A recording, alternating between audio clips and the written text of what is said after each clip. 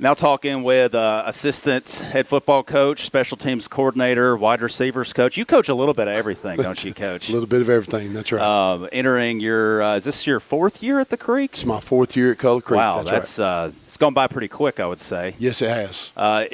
Tell me, going into as we come into your fourth year here, tell me, just kind of reflect back on your time so far here and what it's been like to be a coach and a teacher here at Cahoga Creek High School. Well, I'll start with the teaching thing first. I got a great job teaching the future teachers in the education pathway. So my job during the day is really the best job I've ever had, to be honest. Got students that really want to be teachers. I get to kind of help them and guide them along the way. And then that last class they take, we actually get them out in the schools.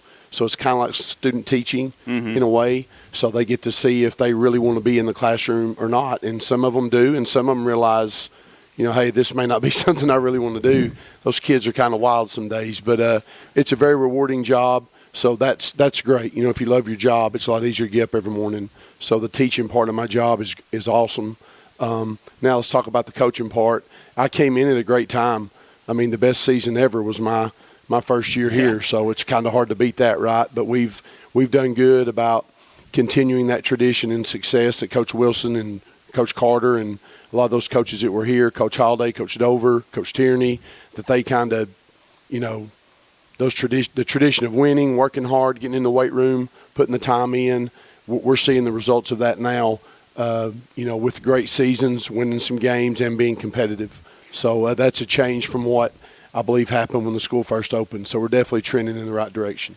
Looking at what you, last year was your first year coaching offense, and I imagine, was it ever or just a long time? Ever. Okay. So Ever. As you've gotten kind of adjusted to being on the offensive side of the ball, talk about what that transition was like last year. I know when we talked in the preseason last year, you were excited about the transition, but there was a little bit of a learning curve. Talk about where you're at now, year two of getting more comfortable with coaching the offensive side of the ball.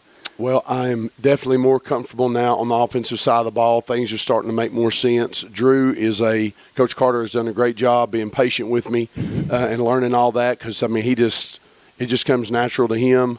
And Coach E, our O-line coach, they kind of know it all, and they kind of built the offense really, the terminology and all that. So it's taken a little bit of time for me, but I feel a lot more comfortable now at this point than I did last year going into the first week of practice. So we've got some good depth at the wide receiver position, so that's helped me out a lot.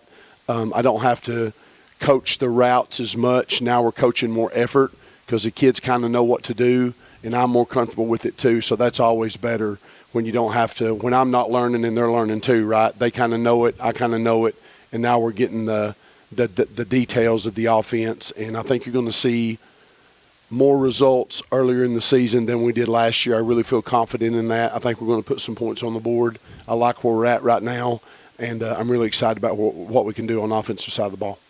Yeah, I think there's some texts that I've had with you. We've talked about how defense is always ahead of the offense in the preseason. Always. I mean, anybody that's ever watched football, it's not that defense is easier, but it is easier from the standpoint of the intricacies. It's not as in-depth. There's not as much to learn. Right. I was an offensive guy. When I went to defense, I was like, wow, this is easy.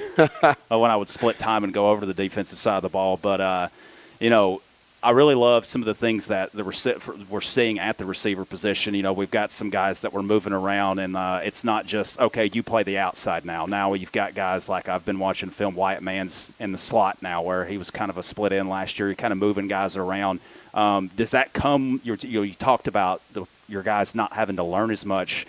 Now you can kind of start being a little creative with them too. And that's what Coach Carter's done this offseason. Like, we've gotten a little more creative in our passing game because we have, 18 starters back, right? So 20.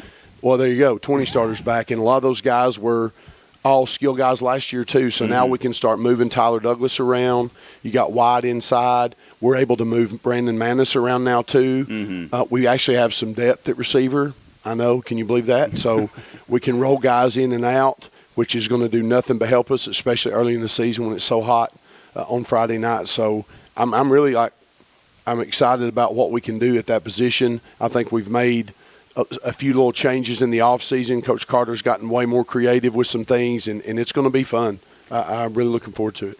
Last thing I wanted to talk to you about is you're going into, last year was new from the standpoint of coaching a different position. Now you're adding more to your plate as the women's head basketball coach here now.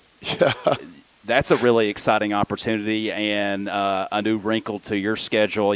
Hopefully, I hope it gets complicated for you, because that means that we made the playoffs. I know.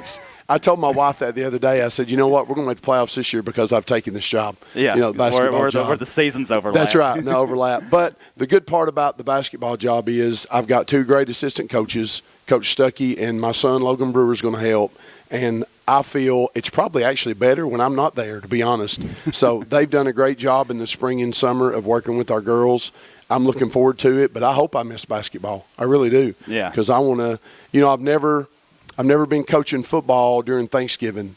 A lot of high school coaches get to do that, and I think that would be something I would love to see in my career. And I'm not saying we're going to do that, but, who knows? This team's got a lot of potential. I know that. Yeah, and you got to earn it to be able to play on Thanksgiving. That's right. Practice That's Thanksgiving exactly week. right. So, Coach Chad Brewer, assistant head coach, special teams coordinator, and wide receiver coach here on this Coach's Spotlight.